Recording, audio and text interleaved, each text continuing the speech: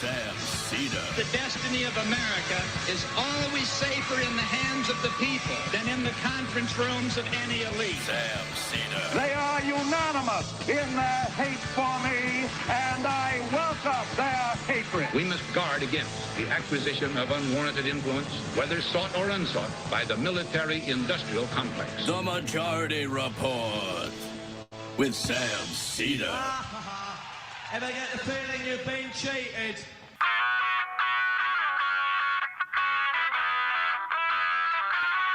It is Wednesday, January 4th, 2023.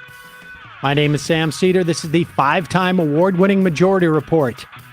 We are broadcasting live steps from the industrially ravaged Gowanus Canal in the heartland of America, downtown Brooklyn, USA.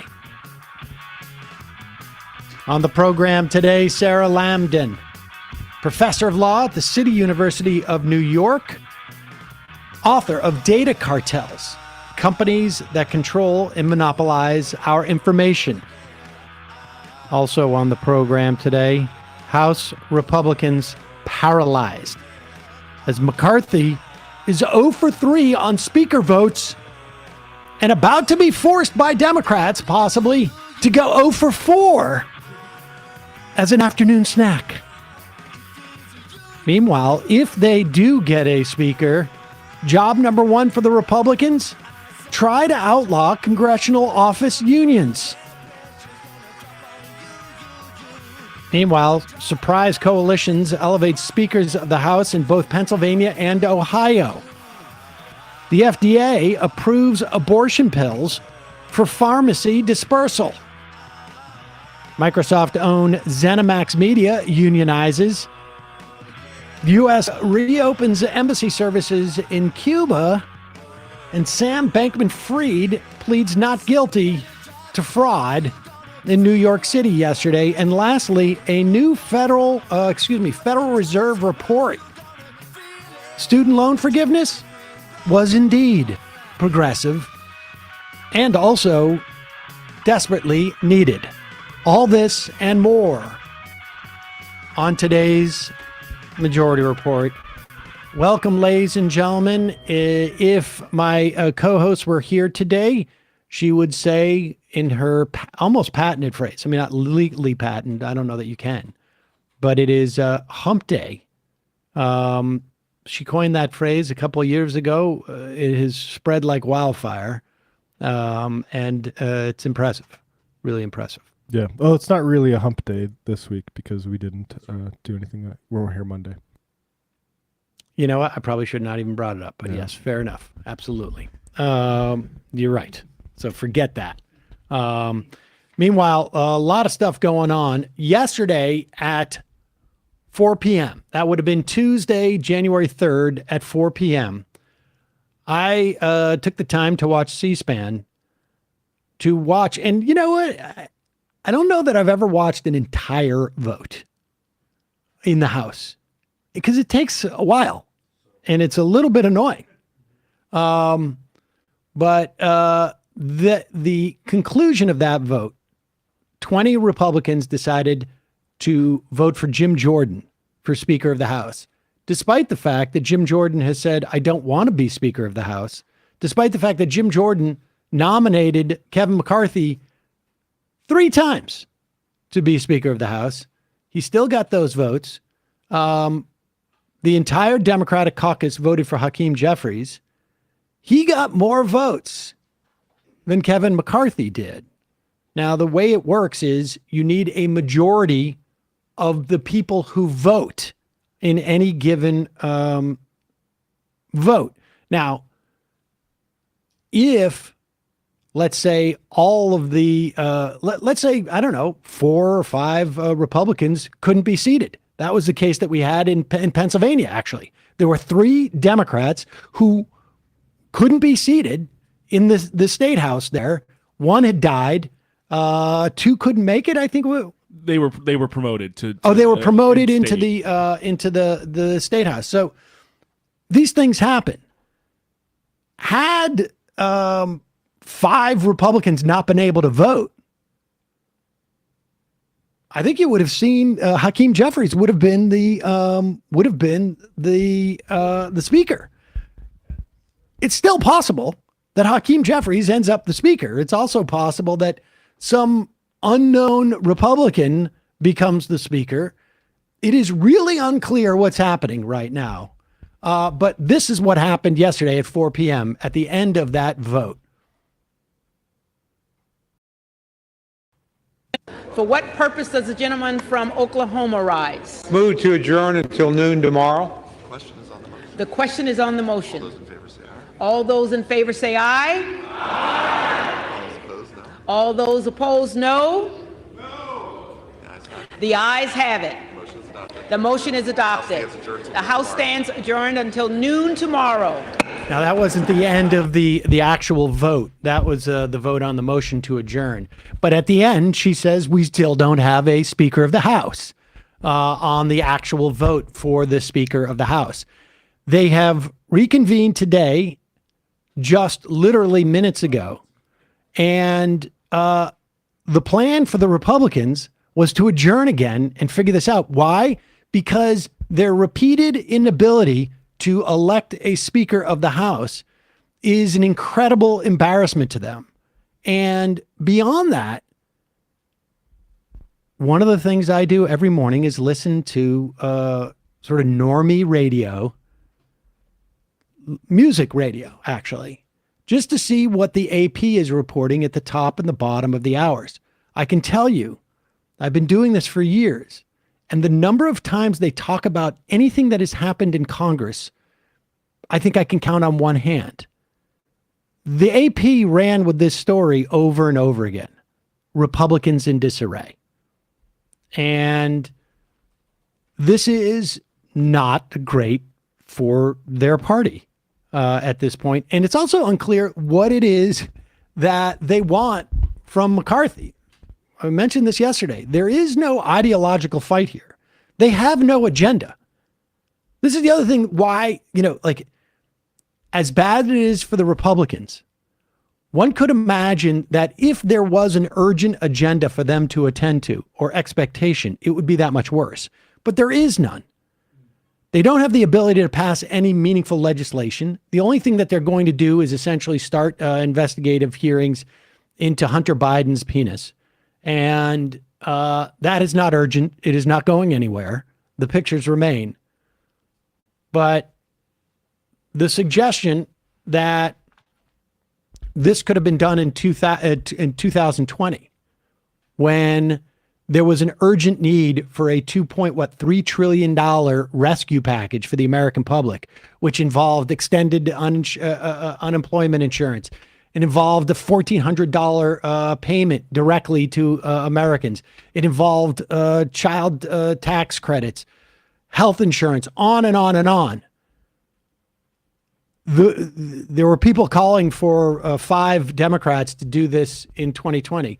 They would have been totally eviscerated. I mean, here, put up, even Ben Shapiro gets this. And he knows that there's nothing for the Republicans to do anyways. Play this. All righty. Well, we are now in the midst of day 2 of Kevin McCarthy's attempt to become House Speaker. And here's the wonderful thing about politics. If you watch it as a tragedy, it's really sad. But if you watch it as a comedy, it's actually super duper funny. And right now, what is happening? It's funny mainly because the stakes are so low.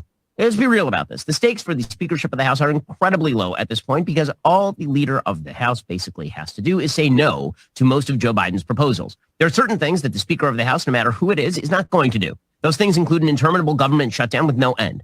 I know that there are some people who think that if you get a conservative enough leader in the speakership of the House, that person is just never going to sign a check ever again as Speaker of the House. That is not going to happen because that would be political suicide. This has been proven over the course of the last 10 years, repeatedly, overtly, over and over and over again. So that's not going to happen. Then there's the question as to whether Kevin McCarthy is going to surrender more often than another alternative conservative leader. I mean, we don't even need to. I mean, the point being is that the stakes are so low for the Republicans, and yet you see the entire Republican, conservative operation, and they don't even like Kevin McCarthy. I don't know what Kevin McCarthy polls at for Republicans, but it's not particularly high. And yet they see this as a tremendous embarrassment and that it is hurting them politically. And there is no urgency. There are no material stakes. Whereas when the Democrats were facing this, there were huge material stakes, on top of which Nancy Pelosi's favorability rating with Democrats at that time, I would guess, somewhere around 20 points higher than it is with Kevin McCarthy amongst Republicans. And so to compare whether Democrats could have done McCarthy earned, this is from December, Washington Post, McCarthy earned the approval of 46% to 49% disapproval. Yeah, I mean, so you had, and Nancy Pelosi, I don't know if she's ever dipped below 60% with Democrats. I may not like that. You may not like that, but that's just the fact. That goes into the calculus. And can you imagine if any 5 Democrats did this for the purpose of holding a vote where Medicare for all would lose 275, 285, maybe close to 300 to, well, it would be more. It would be 310 to 120. The Medicare for all would lose that vote. It would have been a disaster. So sit back, enjoy the Republican, because I honestly have no idea how this ends. Kevin McCarthy is going to have to step away at one point. It seems, but I don't know who's going to replace him. I mean, do you think Steve Scalise, the former KKK guy, is the guy? David Duke without the baggage. Yeah, I should clarify. He himself was not in the KKK, to our knowledge. He simply had said, "I'm David Duke without the baggage." Yeah. When he was first campaigning. Do you think the Republicans who got elected in California and New York, who make up the difference of the Republican lead right now, are excited to have a guy who is David Duke without the baggage? Because for the vast majority of the country, David Duke is the baggage. And they may put Jim Jordan in. I mean, I can't imagine the Democrats wanting anybody better than Jim Jordan, because Kevin McCarthy is going to do exactly what Jim Jordan would do. But he's going to, he's going to presumably have done it because he was forced to do it. And the media would report it that way. He's being held hostage. Mm-hmm. He has no choice. Yeah. But he would do exactly what Jim Jordan would do, except for Jim Jordan would be reported on as doing it because he wants to do it. And then we could also talk about how this guy, and we'll talk more about this later in the program, how this guy refused to help students that were coming to him saying we're being molested.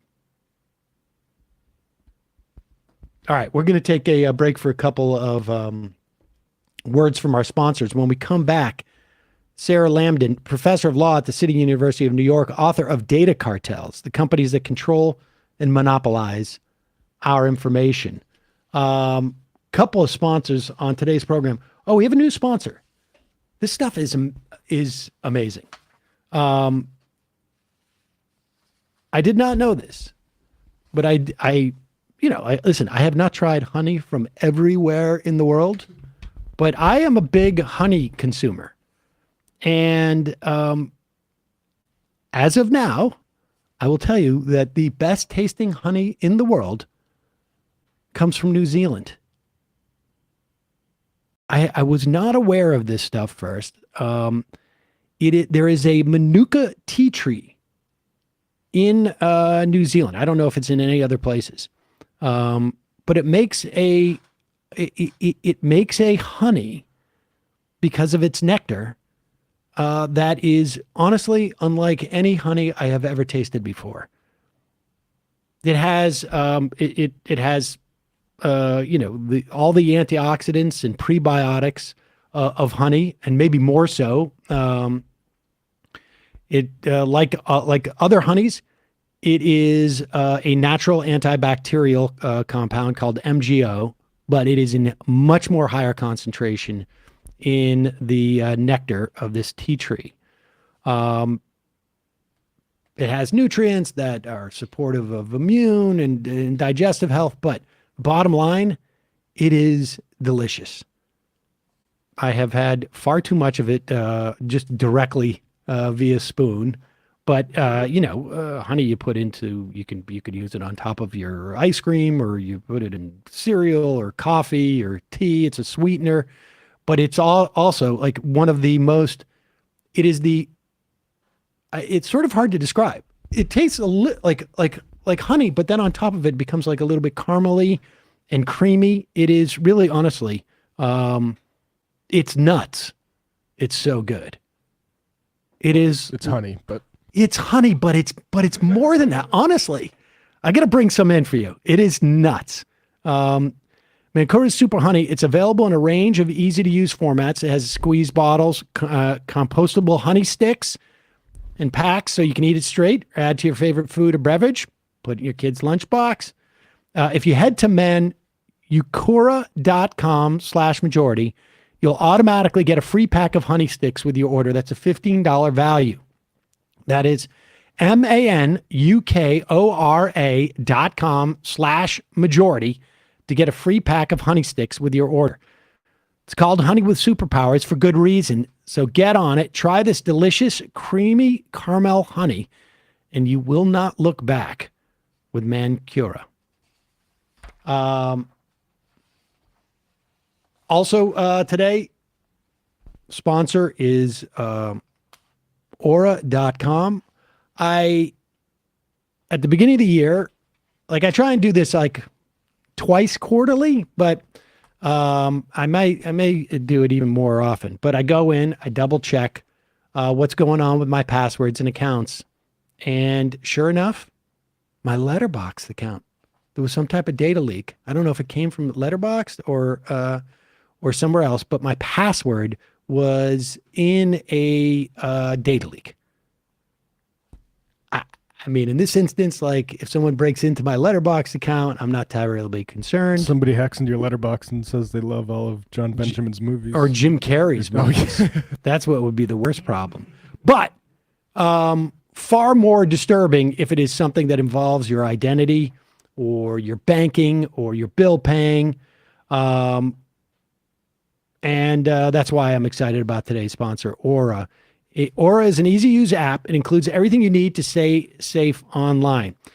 Aura protects you from scammers and hackers by, like I say, scanning the so-called dark web. This is where, as you know, criminals sell stolen information. It looks for your emails, looks for your passwords, looks for your social security numbers, and it alerts you fast if it finds anything. If Aura found any of your private information on the dark web, well, then you can act upon it, like I say. I've never had any of my social security numbers or anything like that, but I've had a lot of passwords and emails breached. They help you fight back against those annoying websites that make your personal information public by automatically requesting removal of your info. This helps reduce robocalls and doxing situations, or also gives you near real-time alerts on suspicious credit inquiries, like if someone was opening a loan or a credit card in your name. I got one of those when I opened up Mila's savings account. I was happy to get it. Fortunately, it was me. Unfortunately, she hasn't saved that much, but she's working on it. They have a VPN, which allows you to stay anonymous online, keeps your browsing history and personal information safe and encrypted. And they protect your devices from viruses, malware, spyware, and more, so the bad guys can't break in. Or even helps you manage what your kids can do online with their device. You can restrict their specific apps. You can put screen time limits on there. You can even set focus times to ensure that your kid is doing their homework instead of watching YouTube videos about cats. Their password manager lets you store and access online passwords. And you might have an app that does one or two of these things, but Aura, you don't have to download 7 different apps. It all does it for free. Or I should say, it does it in one place. You're going to be shocked with a 2-week free trial how much information Aura will find exposed in those 2 weeks. Go to aura.com/majority. Start your free trial. That is aura.com/majority, AURA.com/majority. Start your free trial. It will be linked in the description of the podcast and YouTube and on our website. And again, just a reminder, your support makes this show possible. You can become a member by going to jointhemajorityreport.com. All right, we're going to take a quick break. When we come back, we're talking to Professor Sarah Lamdan, author of Data Cartels, the companies that control and monopolize our information.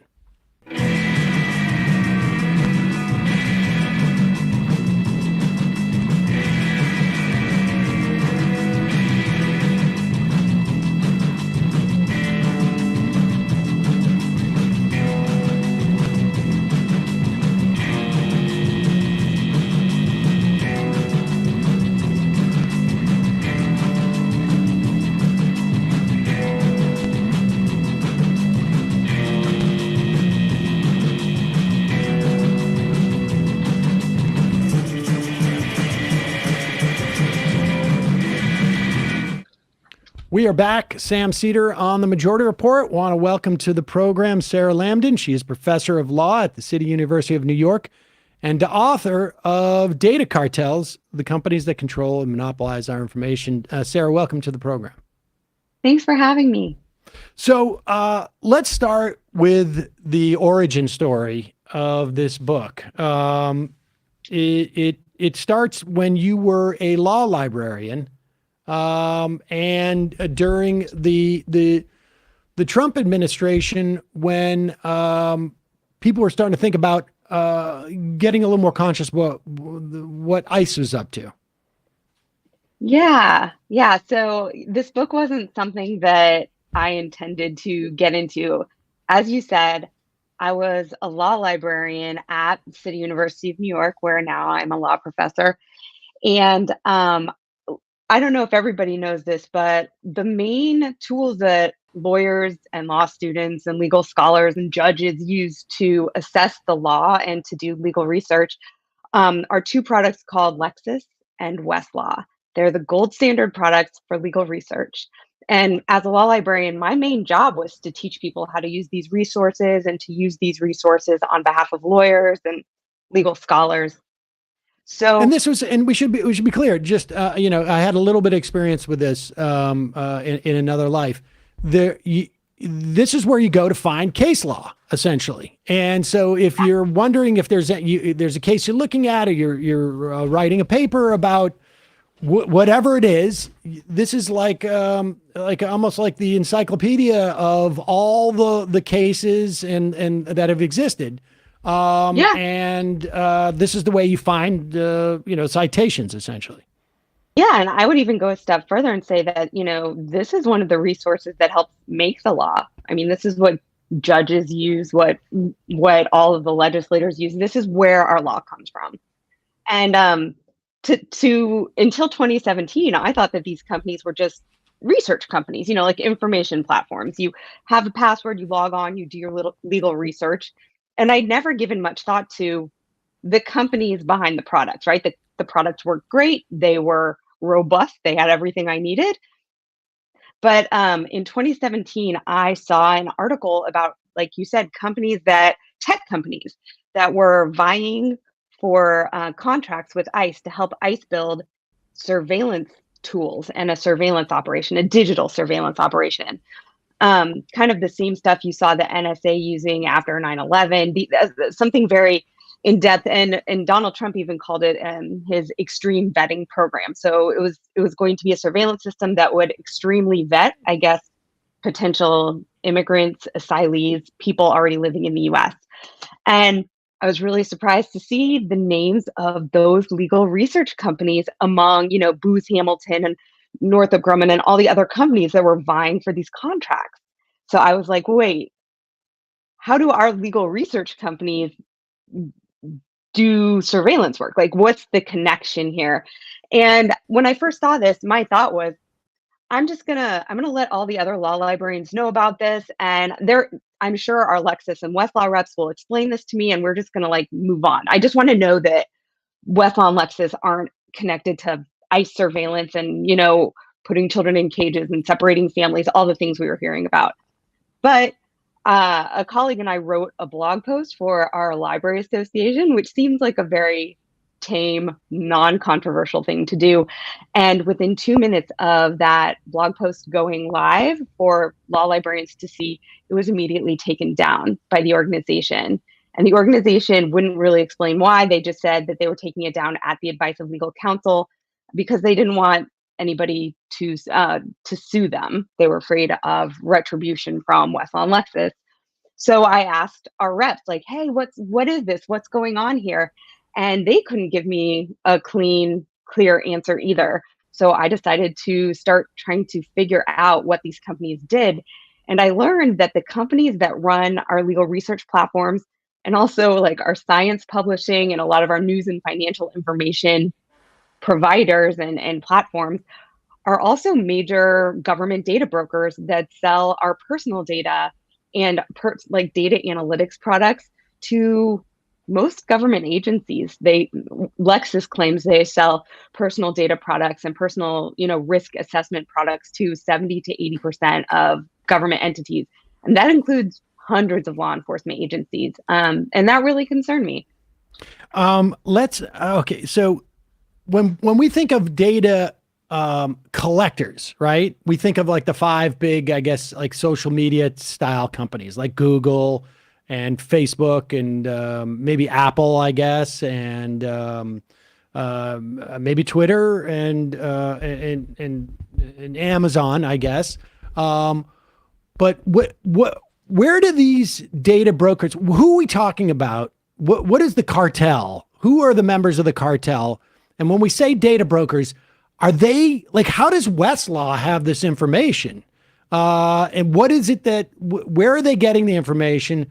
And then they're selling it to the government, which, and I'm sure we'll get into this, is also a way that the government can get around laws that prohibit the government from doing this type of spying. But now they just say like, okay, we're just going to buy it. So walk us through that. In fact, I think you describe it as a circulatory system. I think it is. Walk us through that system.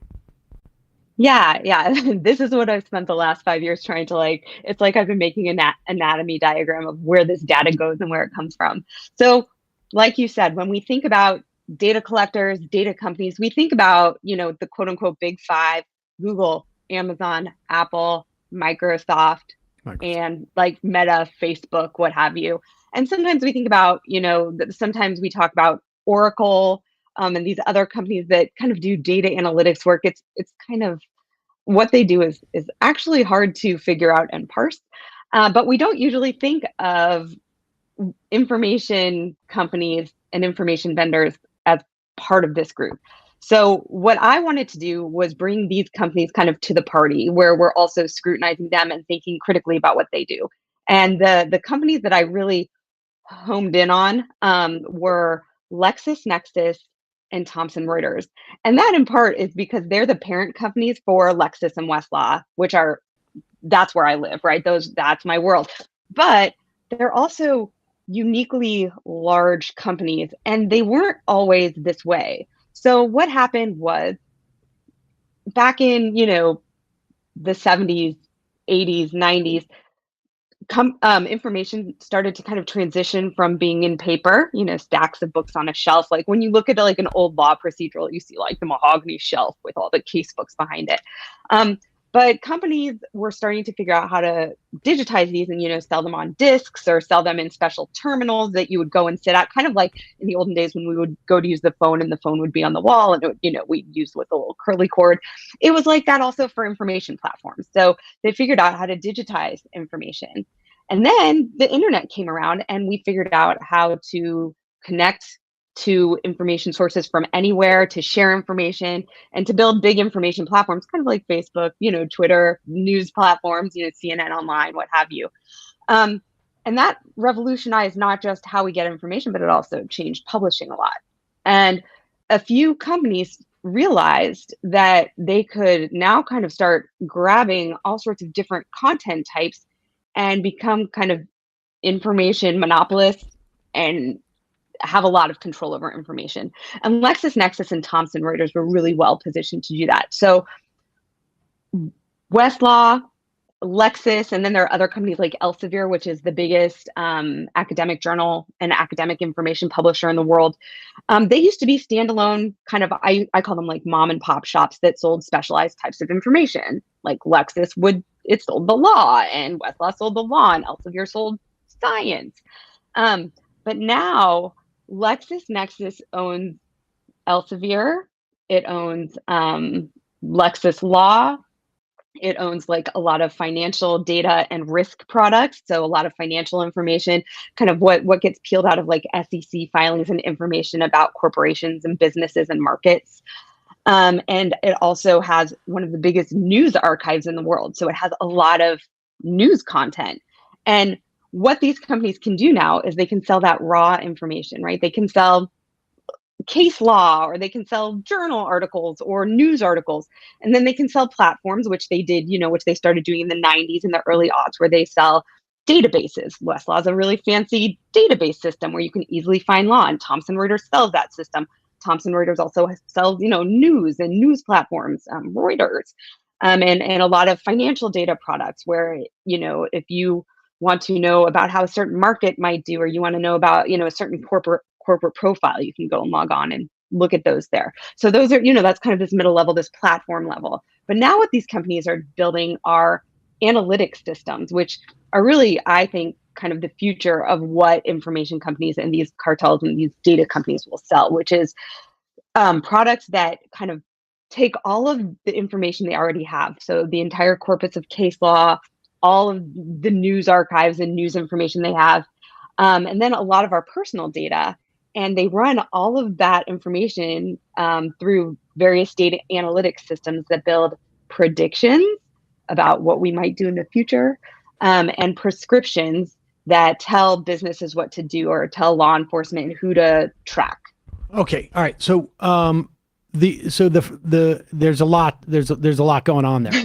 Part of it, the first part of it is that they have more or less stumbled it, because I remember using Westlaw, I feel like in the early 90s. And I think it was at a console, and it wasn't quite the internet yet. I think it was just sort of like it was some intra net, like it wasn't quite the internet yet. It was just sort of a direct line to Westlaw, if I remember correctly, or LexisNexis, I think. So they have this information, which really what they have a monopoly on, and now maybe the existence of it as well, but they have a monopoly on the delivery system of this information. And there's no other delivery system. They no longer print it in books in the way that it used to be, where you rip out the old law and put in the new one in the 3-ring binder type of situation. And so they have a monopoly control over access of an increasingly larger amount of information, particularly academic and legal and institutional and science and this and that. Where are they getting? And I want to get to the analysis part in a second, because that's really, that's where things start getting really, really scary.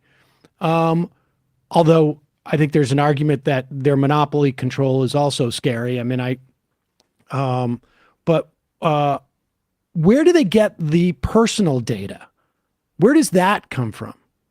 Yeah, I think actually I agree with you. I think that this is the creepiest part of the story. This is where I kind of always feel like I'm switching from being like a librarian to like putting on a tinfoil hat and being like, okay, this is what's really going on. Because it sounds, I mean, it took me a long time to kind of not sell this idea, but like make it normalize this idea, because it sounds nuts what I'm about to tell you.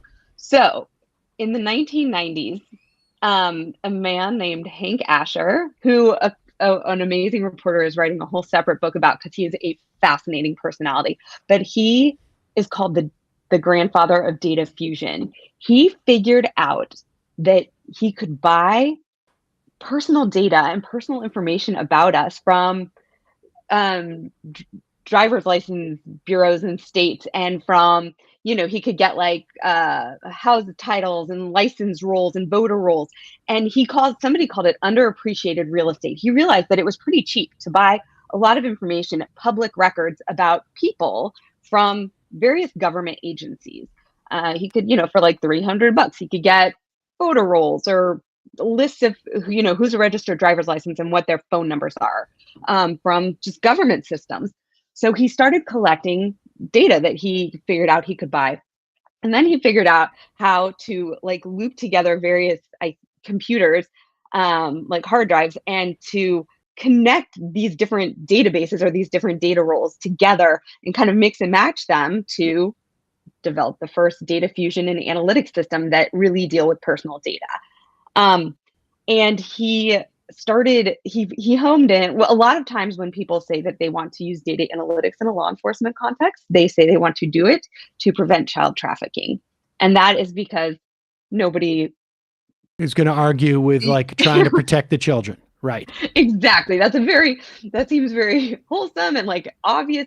Yes, we want to definitely find child traffickers and stop them from doing what they're doing. So his first focus was child trafficking, but then he realized that he could also sell these systems to law enforcement agencies who were looking for people but only had, part of somebody's name or the last 4 digits of a social security number. He had a way to kind of fill in the blanks of people's data histories and data profiles. So he started selling these systems to law enforcement, and then 9/11 happened.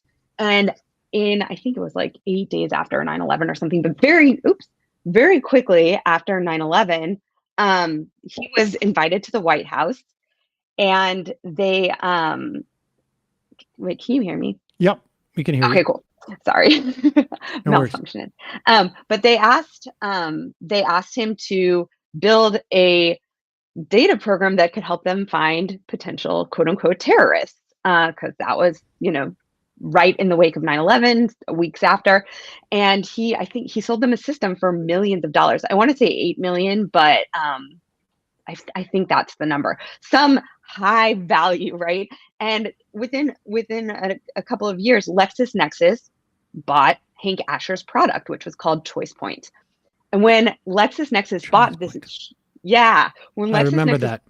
Exactly, right? It was a big deal. It was a big system, one of the first data fusion systems. So suddenly it's LexisNexis ChoicePoint, and the FTC intervened and said, hey, if LexisNexis buys ChoicePoint, it will be a monopoly in public record systems for government use.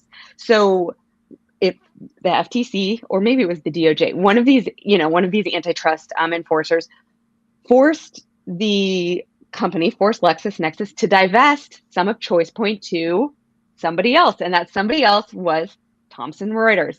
And Thomson Reuters was given this product called Clear, which was called, at the time it was ChoicePoint Clear. And so Thomson Reuters became the owner of Clear. And that basically set these two companies up to be huge personal data monopolies. And they both went off and running. Thomson Reuters' personal data product, it might still be today, but until recently was called Clear because it is the legacy of ChoicePoint Clear. And both of these companies just started building and making their personal data systems more robust so that they can make more robust data systems to sell to government, because they love competing with each other. They compete with each other in the legal information sector. They used to compete with each other in the academic information sector. This is something they do. So they both and to be clear, it also sources. The existence of the existence of each other has been protecting them from any type of DOJ antitrust action, because they can always say, we have a competitor and we only have half of the market share, and there's the other half of the market share, essentially. Yeah, that's the beauty of it. And that's why I compare it to cartel-like behavior, because they're both monopolists that kind of, whether explicitly or not, they work together to make sure that they remain the dominant forces in all of these markets. And we should be clear. I did an interview last year about the way that they start to use this information to model future behavior. We see this in the context of politics. 15 years ago, you could go and say you want to send a mailer to people in a certain zip code. If you're a liberal, I'll make sure that mailer gets to someone who reads The Nation magazine, buys stuff from REI, and has voted, is a longtime voter, and you can predict that person's going to be interested in your product. In the same way now that we have programs, at least, that have been piloted around the country and maybe still active in many places, where cops will show up at the door of someone and say, we predict that you are going to be involved in gun violence, probably because you will be initiating it based upon your profile. And they're going up and they're doing this to people. And this is just the beginning of this type of situation. And yeah. All right, so that's the part, and we never hear about these companies. How much, like, where do they fit relative in that sort of circulatory structure?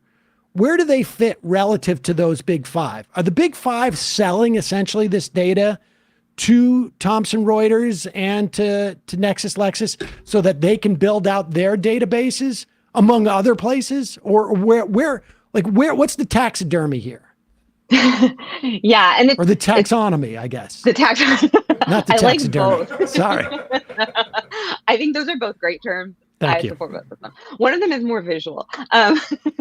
So yeah, I think that's actually it's the most important question, and that makes it the hardest question because there are no transparency requirements that these companies have to follow. Like you said, because they're not subject to a lot of government regulations and obligations because they're not government entities, they can be very opaque. So what we know about these two companies, each of them claim to have data flowing in, updated in real time from over 10,000 sources. That means, yeah. And they are, I mean, that's a selling point for them. They both brag about that. It's not hard to find that information, but it is impossible to find a list of those 10,000 sources.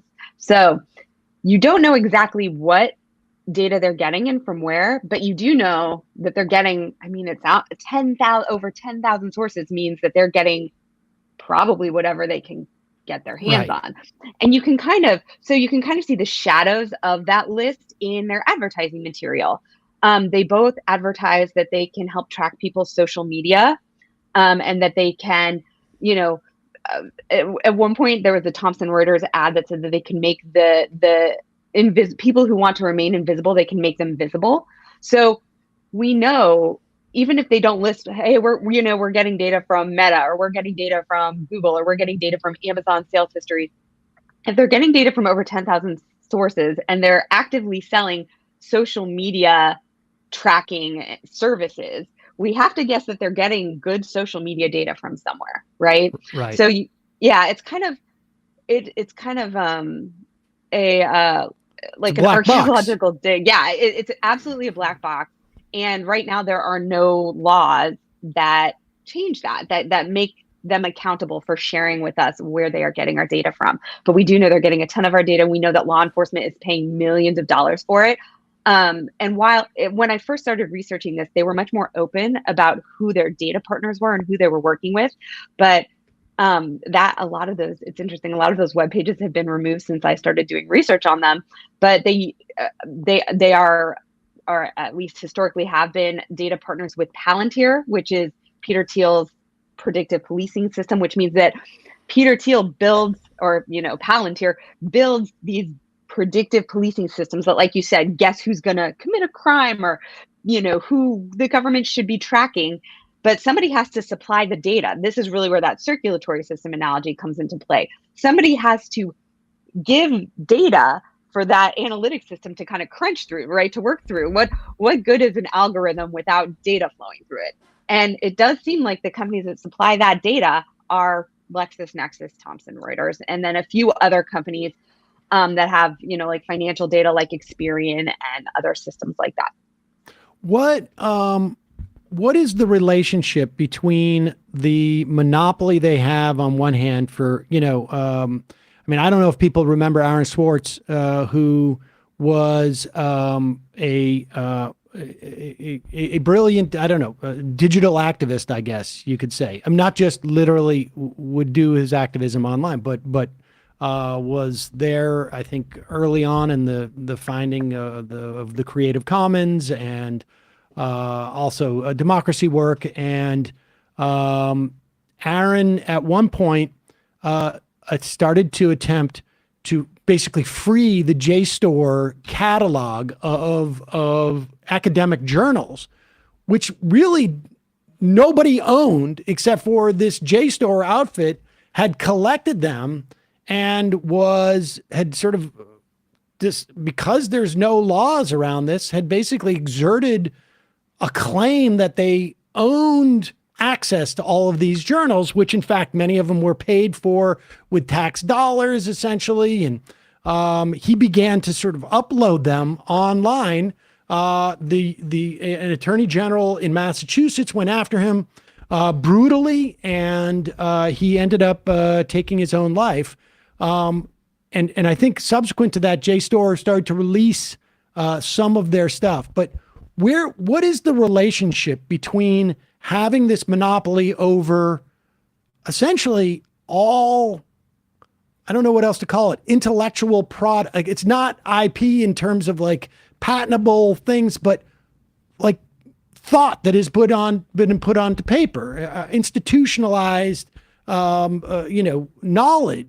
What is the relationship between the monopoly around that and then the sort of use of that data, but also other sort of, I guess, cultural, social data and analysis? What is the nexus there, I guess, aside from the fact that it's owned by the same people?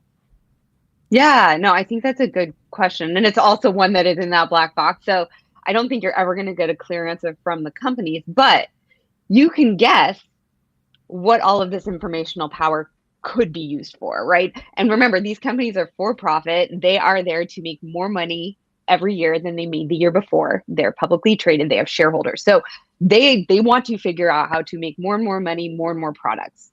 So what all of owning, like LexisNexis has Elsevier, which probably most of the JSTOR articles that Aaron Schwartz was freeing were Elsevier, right? Or similarly published, right, by one of these big companies. So they own the biggest one. They also own the entire corpus of US law and 50%, or whatever, of the legal information market.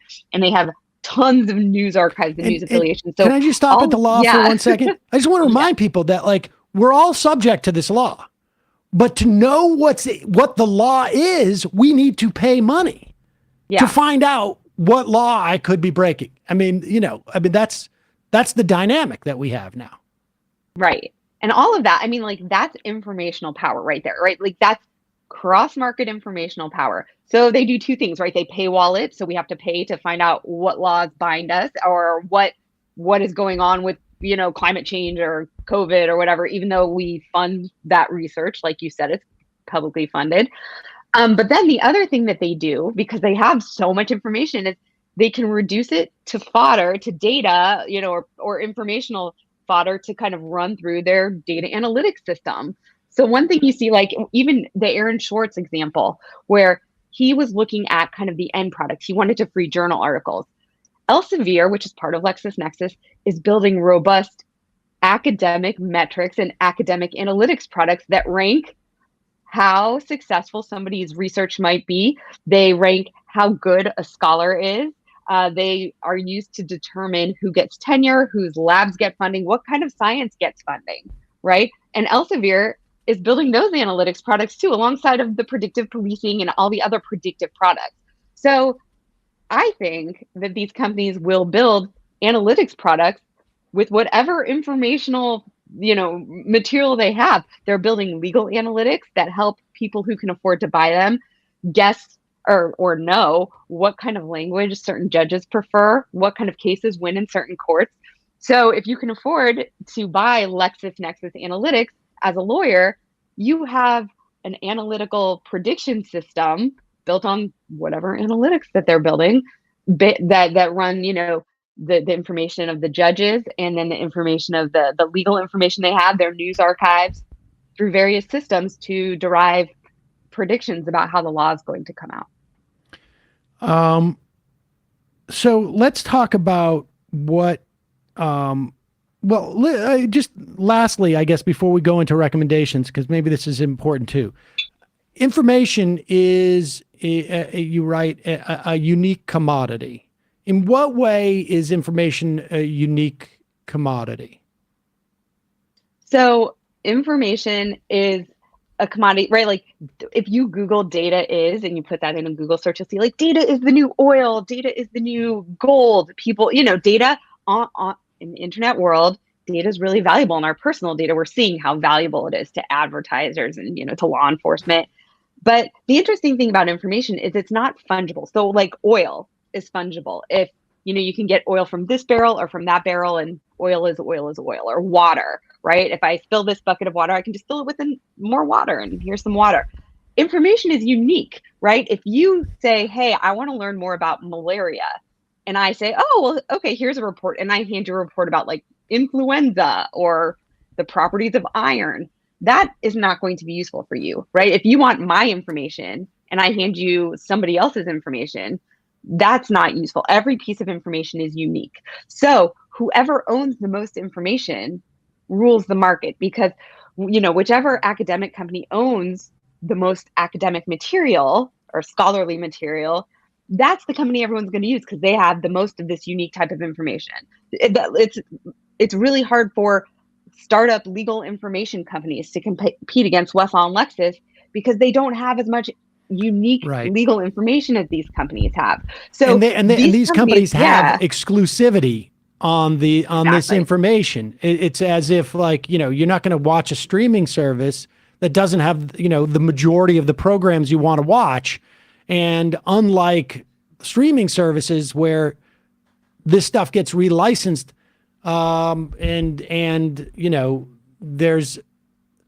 there is a bargaining power associated with the people producing the content for a streaming service that allows them to say, like, you're not going to get an exclusive streaming, or it's going to be exclusive only for a period of time. If I've written a thesis for, my doctoral thesis, I don't have the bargaining power to say it's only going to be available. I'm going to license it around these different places. It's my college is doing it, or my university. And the same thing with the law. I mean, there's no regulations around any of this. No. Yeah. And I mean, you see like with Facebook and with Twitter, I don't think most of us love or feel proud of the fact that we use these services, but they give us information that we can't get anywhere else. So we all stay on, right? Information is just a unique type of power, and it's a uniquely valuable type of commodity. And once you have control over it, you really can't control a lot of people, because lawyers were really pissed off when they read my work. There's not a single lawyer, I don't think, who dropped either Westlaw or Lexis because they need it. Right. They weren't mad at your work. They were mad about the situation they were locked into. Yep. So, okay, with that said, let's talk about the recommendations that you have as to how to address this, because this is like the Wild West in terms of any type of regulation. And you're right that this is like typical for new type of information services, that there's always something that is like sacrosanct. But we hear this from anybody who seems to be making money in anything at any time. It feels like the government just doesn't understand my business, and if they regulate it, they're going to break things, and people are going to be mad. Yeah, exactly. And so there's this law professor who named Megletta Jones, who wrote a piece about technological exceptionalism. And I think that really sums it up. This idea of like, what we're doing is so complicated, you couldn't possibly start to regulate it. I know that, like Facebook for a really long time kind of got away with that. And Microsoft, like, you guys, we're going to save the world. Don't worry. You just sit back. We're doing everything the right way. And I think the median age of Congress, it might be younger now that we have a new Congress, but historically it's been around, 60 years old. And so a lot of people that make legislation actually aren't as familiar with tech stuff as they should be. But that kind of tech exceptionalism ignores the fact that, like, in the past, we've been able to regulate cars. We were able to regulate, printing presses. Like, this isn't the first time new technology has happened. And it is ridiculous to think that we can't or shouldn't intervene. And I think what we've been seeing a lot is just lack of intervention. And so I think the solution is a a kind of an array of interventions, of legal interventions that just haven't been taken yet. And are those, I mean, because I would imagine from a legislative standpoint, it's going to be difficult because national security entities are going to come in and police departments are going to come in and go like, we need this to keep the country safe type of thing. And it's going to take, as much as the Republicans, if they ever get a Speaker of the House, are talking about having a revived church commission, it's not going to be to protect citizens from undue spying, essentially, because this is with spying. This is spying, right? I mean, yeah. It's just that the police departments and the national security apparatus, they're just buying the stuff that they would otherwise earn themselves by spying. They're just buying the spy. They're just hiring another spy, essentially, to spy on us. But a lot of this could be done on some level via antitrust, right? Like how would you go about doing it in the context of antitrust? Right. Yeah. So I totally, there are like, this is a multifaceted problem. So there are different angles. So I think antitrust is one of the big ones that I focus on. And then also kind of Fourth Amendment constitutional laws that make these non-state actor companies subject to like warrant requirements and other transparency requirements. But as far as antitrust goes, one of the things I tried to illustrate, in my research anyway, is one of the big problems with these companies is we've allowed them to get huge, take over multiple information sectors and just kind of run with it. Like, do whatever you want, like it's super cool that you own all of US law and then you also own like the biggest policing, data policing system in the world. We're comfortable with that. And I think that we need to really seriously consider the types of business that major data brokers, like when I say data broker, I mean companies that deal in our personal data. Maybe it's not a great idea to also have them be a duopoly for our legal information access and also, be one of the main sources for academic information. So I think kind of starting to, obviously prevent monopolies like these and make sure that there aren't just two companies that own all of the world's information would be great. But also putting a wedge or some sort of protective wall in between companies that do, like you said, kind of spy work or personal data work, which we all feel innately is creepy, whether it's unregulated or not. So separate that from other business types so that we don't have to participate and we don't have to, it kind of forces us to like opt in to these systems if we have to be customers because we need legal information or because we work at a university or whatever. So really the only way we can get an opt out is if you put special limitations on data brokers, what kind of business they can do, and make sure that we don't get these data monopolies in the way they exist today. So that's kind of an antitrust solution, which I don't think that that's a successful solution without also thinking about data privacy and warrant requirements and other types of legislation. Right. There's going to have to be interventions that come from different sectors, essentially. But lastly, talk about the idea of information being a public good, because it also seems to me that we can talk about companies that monopolize all this data, but they also have a monopoly on each individual piece of information on some level that seems to me to be, we don't even allow that for, Disney extended their trademark over their movies for an extra 25 years or whatever it was, which I also have a problem with, frankly. But there's no reason why we couldn't simply say that like your ability to control this information once somebody pays for access to it is limited in some way. Like people get it, if they buy it, they can keep it and they can disseminate it, but they can't do it commercially, for instance. Or they can get it and they can't disseminate it non-commercially for 2 years, let's say, or something, right? Like where you like the idea that people buy this stuff, and you see an analog like with Amazon with their books. Like you don't really own the book on your Kindle. You're just borrowing it, and they can pull it back at any time. There could be a whole host of sort of like statutes around that, but talk about the concept of information as a common good.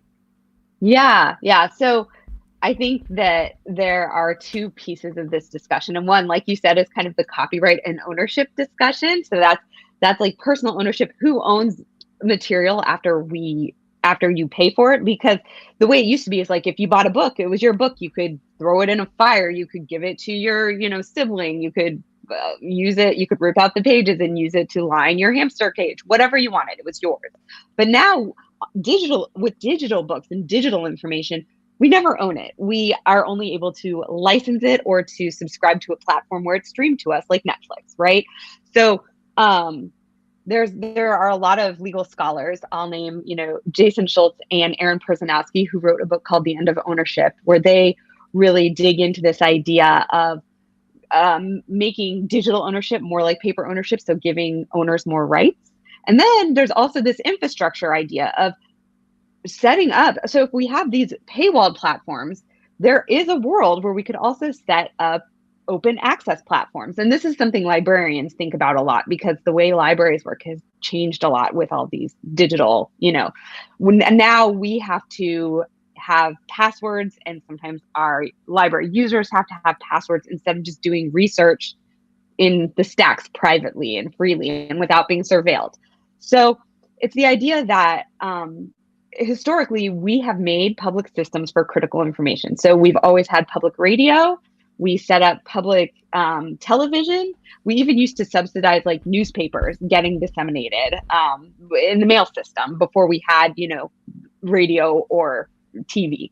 So we were able to set up systems to make sure people had access to information for free, no matter what, right? There was HBO, and there were maybe paid cable stations, or there were parts of the radio dial that weren't public interest, but there was always a chunk of stations that were reserved for everyone and that provided critical information, news, arts information, what have you, educational content, like Sesame Street. But we did not extend that same consideration for public infrastructure into our digital systems. There's no public internet. There's no public platform for science. There's no public platform for the law that is maintained.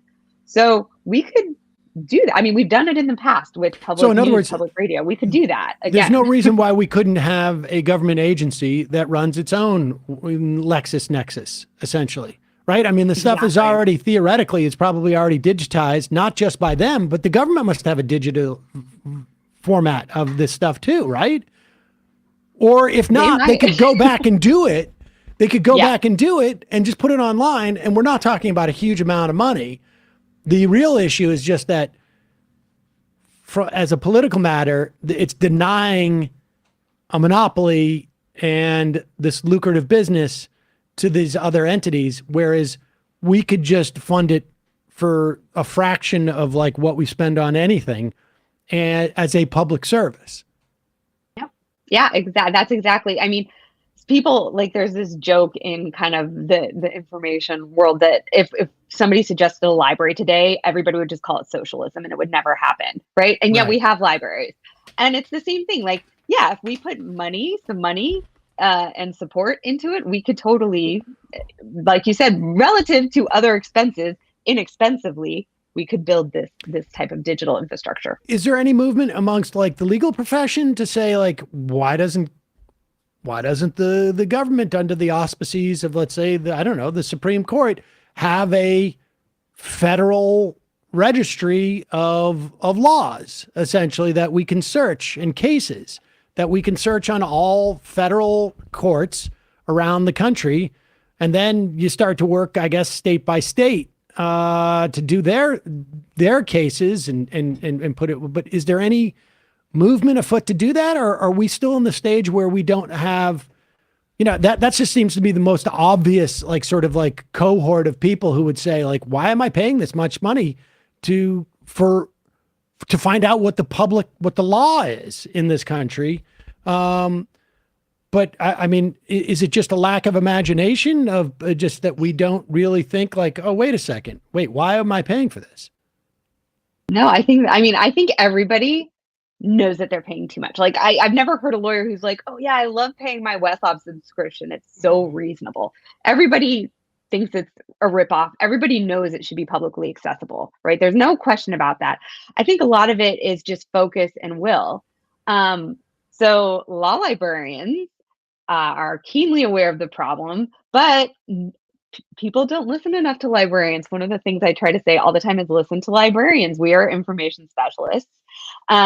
So there are kind of movements. There's like this international movement called the Free Access to Law movement. So if you've ever like Googled a case or a statute and ended up on Cornell's Legal Information Institute, LII webpage, that is part of the Free Access to Law movement. But it takes money, and they rely on foundation money and grant money, and there's no government, there's like no consistent permanent funding. So these companies are just, or these movements are just struggling to, fundraise and stay afloat instead of knowing that they have sustained funding. Without sustained funding, all of these information sources are ephemeral. They'll be there 1 year and then they could just disappear.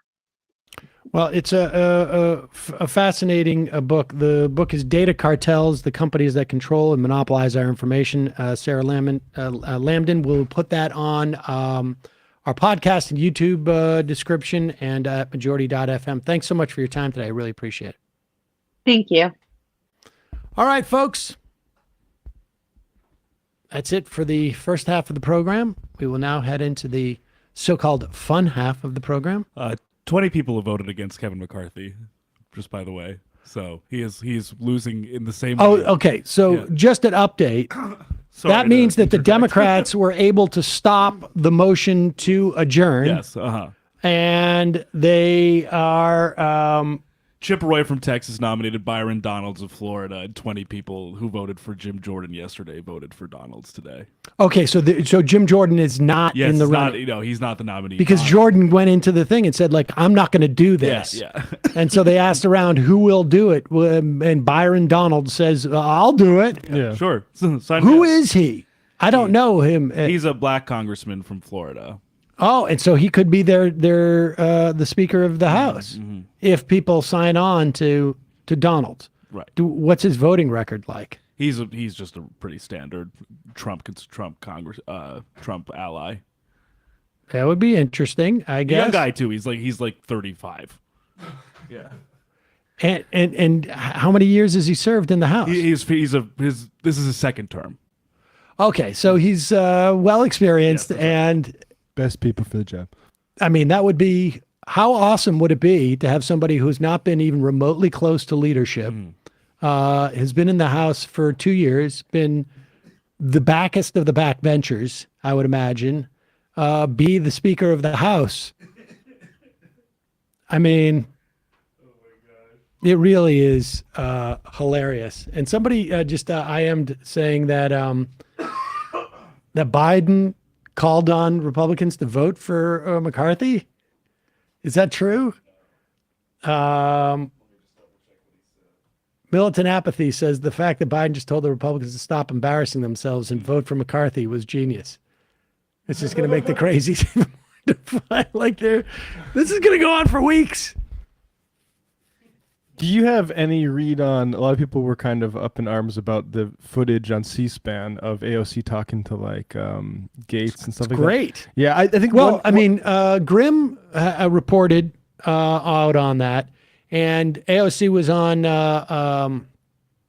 what's her name, Alex Wagner. Alex Wagner's show, and she seemed to confirm Grimm's reporting, not explicitly, but apparently McCarthy had told Gates and Good that the Democrats had agreed to for 20 of them to vote in to say abstain. And if they don't vote, or if they leave, or they vote present, they don't actually participate in the vote, the threshold for the majority drops.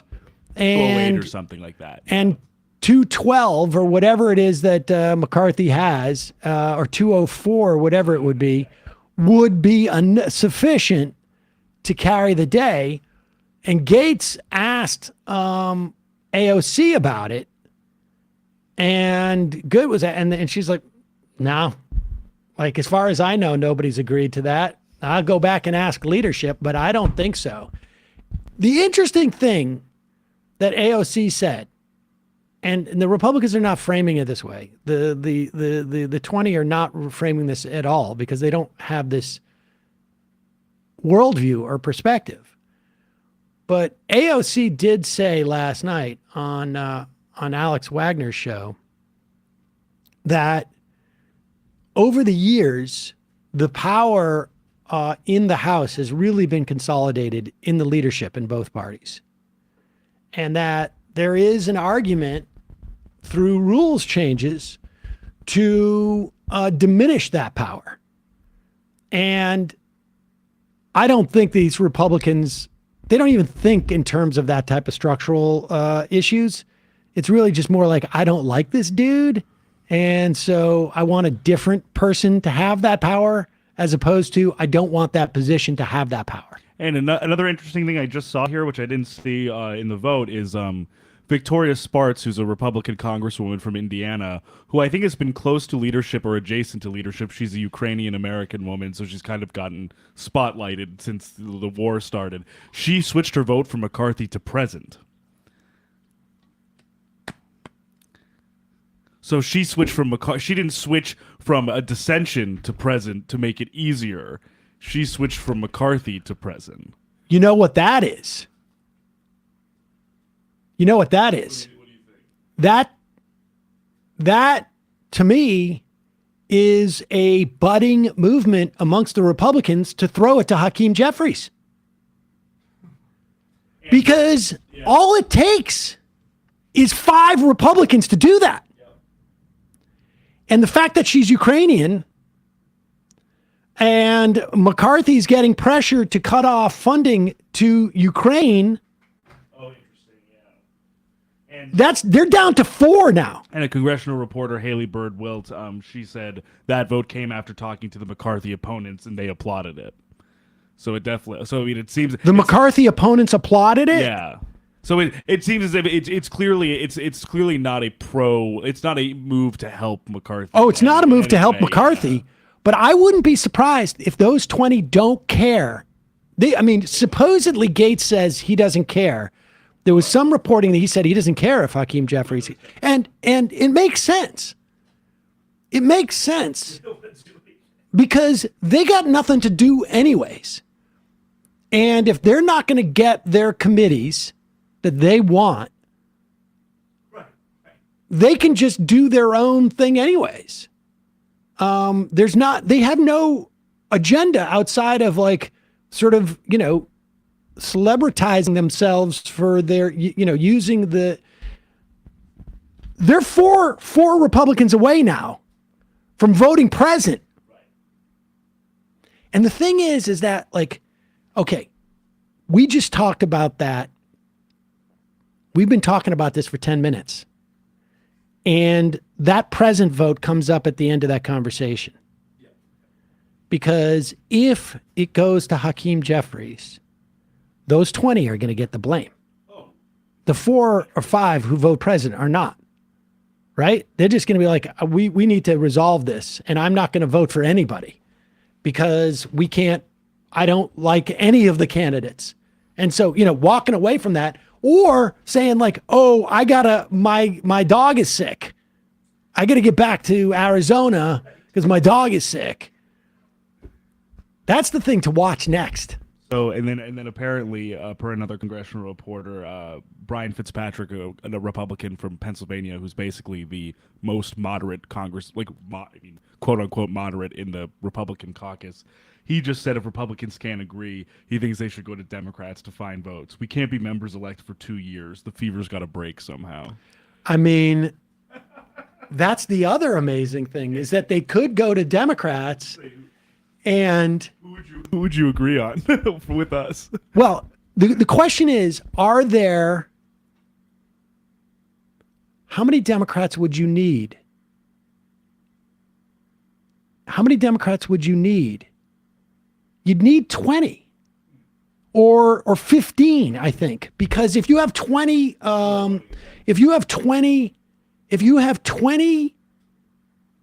voting for somebody else, you'd need, I think, about 15. I got to work out the math, but I think it's about 15 Democrats to vote for somebody else, some other Republican. And I don't think there are, well, I don't know.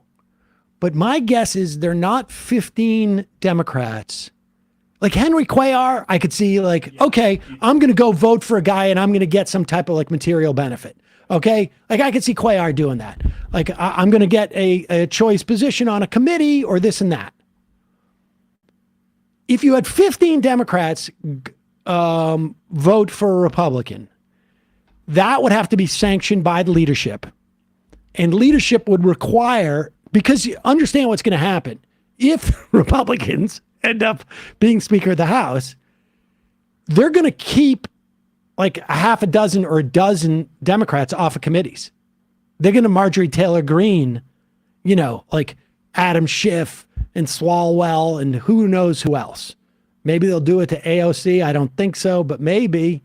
They're going to Marjorie Taylor Greene.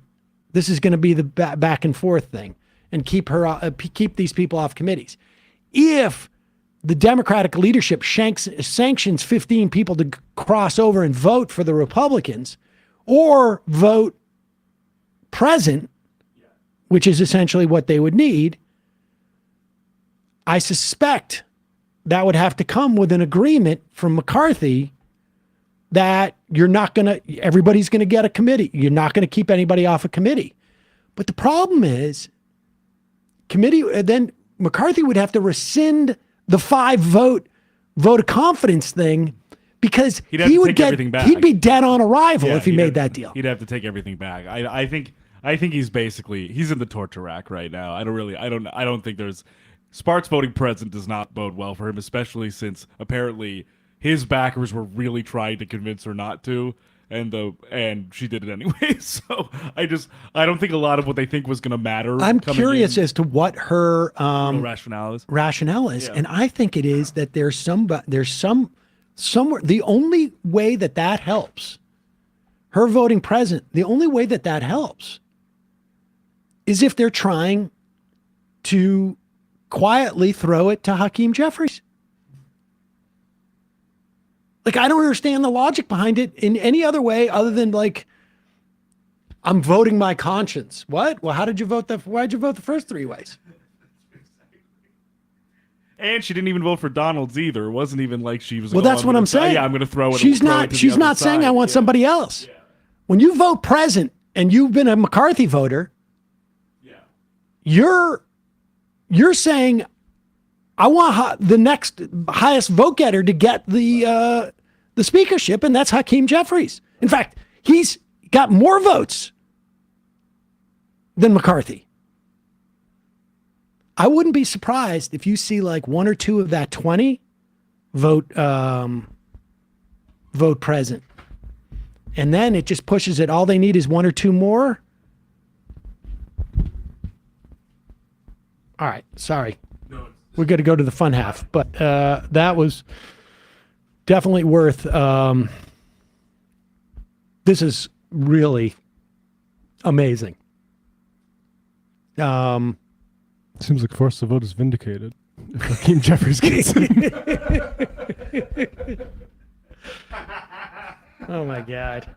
It's still impossible to imagine that Hakeem Jeffries, but. And the thing is, let's put it this way. Which is more a unified caucus historically?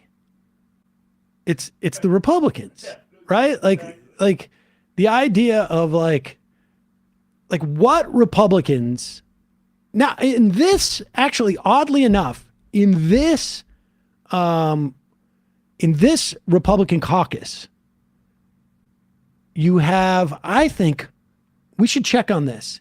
If there are more Republicans elected in a district that voted for Biden than there were in 2020.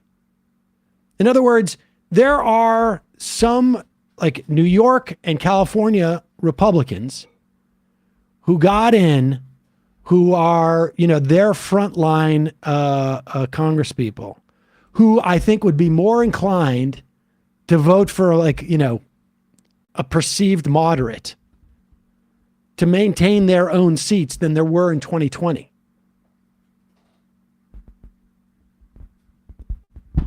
I mean, and in 2020, there were more Democrats, I think, than there are than who would be inclined to vote for a Republican speaker for their brand.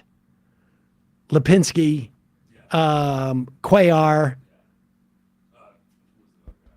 maybe a couple. Kurt Schrader. Schrader. Oregon, yeah. I mean, there's three right there. I don't know. Fascinating.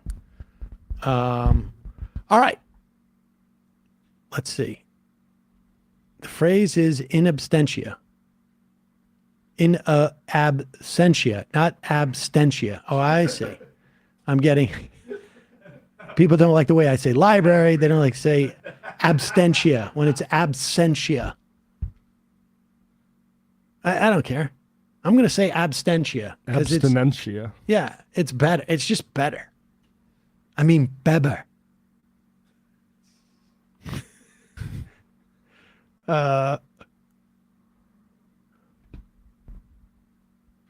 What happens if Hakeem Jeffries is speaker without holding the majority in the House? What does that mean? Well, it's interesting. We have that situation in Pennsylvania. I don't know what their rules are, but he has control. First of all, he has a bigger budget. He has control over some of the way that the rules are proffered.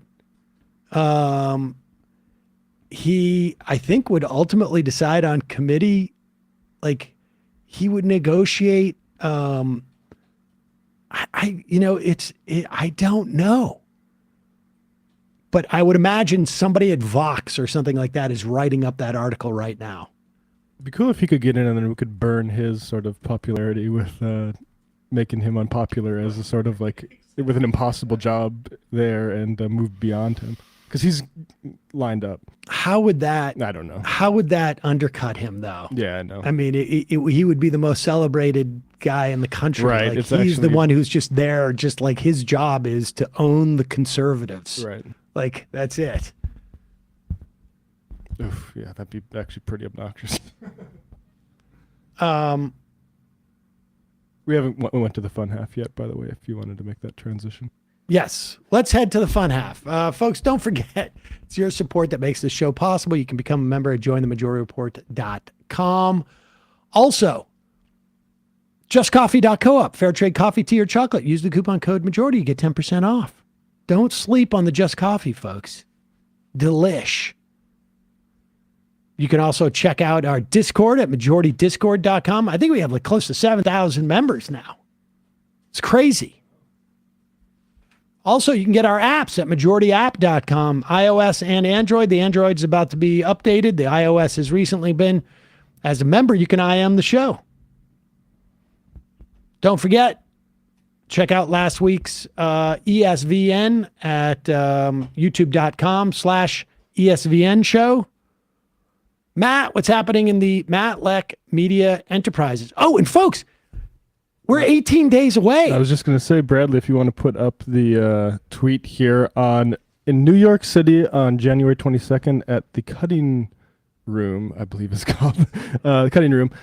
Chris Noth used to own that. Yeah, I don't think he's going to be a guest for the show, though. We're going to leave him out.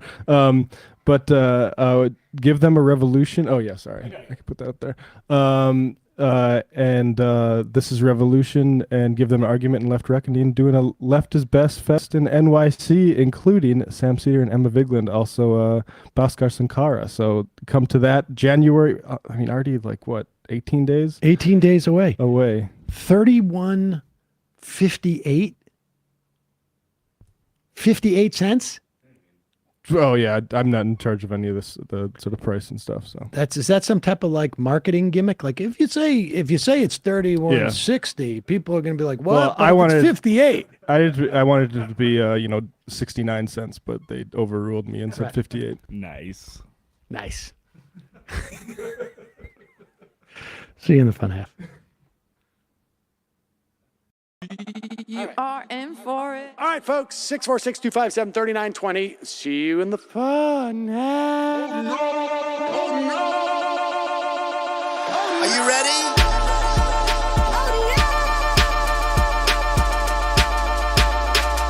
Who sent us this? Anarchy. Alpha males are back.